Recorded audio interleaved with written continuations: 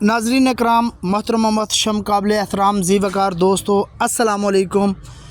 जैसा कि अब जो मौसम चल रहा है, सिट्रस जो है दिसंबर जनवरी फरवरी में लगाया जाता है, तो उसको हम गमलों में ट्रांसप्लांट कर देते हैं ताकि पौधे जो है ना वो ज़ाया ना हो, मरे ना और वो महफूज हो जाएं। तो ये बेसिकली जब ज़मीन से उखड़ के आते हैं तो इनके रूट्स डिस्टर्ब हो जाते हैं। तो रूट डिस्टर्ब होने की वजह से ये जब हम यहाँ पे ज़्यादा देर रखते हैं तो आधे पौधे मिस हो जाते हैं। और अगर इनको बचाना है तो उसका एक तरीका और भी है। देखिए, आपने जब नए पौधे आते हैं उसमें आड़ू, खुबानी, आलू बुखारा, नाशपाती, अखरोट, सेब, बलूचा, जापानी फल या सिट्रस में किन्नू, माल्टा, फ्रूटर, मौसमी, रेड ब्लड, शक्करी, चकोतरा, जो भी चीज़ आती है वो सारे उखड़ के आते हैं ज़मीन से। और जब इनको आप ज़मीन से उखाड़ के लेके आते हैं तो फिर इनके रूट्स जो है ना वो डिस्टर्ब हो जाते हैं। तो नाज़रीन कराम, इसके लिए आपको गमले का इस्तेमाल करना पड़ता है या ग्रो बैग का इस्तेमाल करना पड़ता है।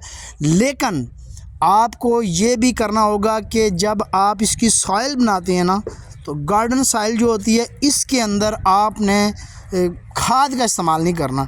देखें, आगे मई जून आ रहा है, उसको भी मद्देनज़र रखना है।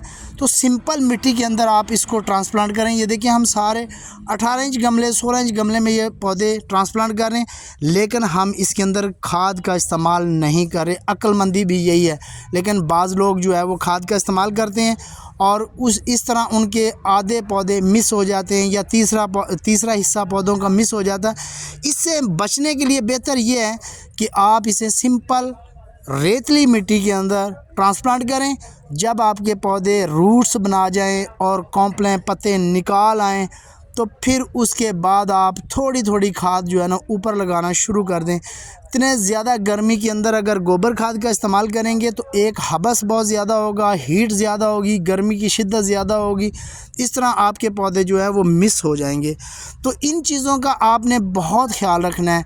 तो जब नए पौधे आते हैं उसको आपने मॉइस्चर में रखना है, यानी कि नमी रखनी है गमले के अंदर, आपने उसको सूखने नहीं देना।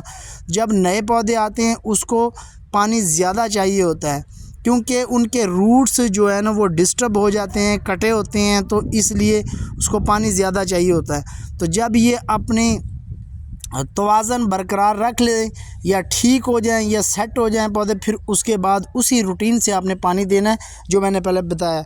इंशाल्लाह मिलते हैं। अल्लाह हाफिज़।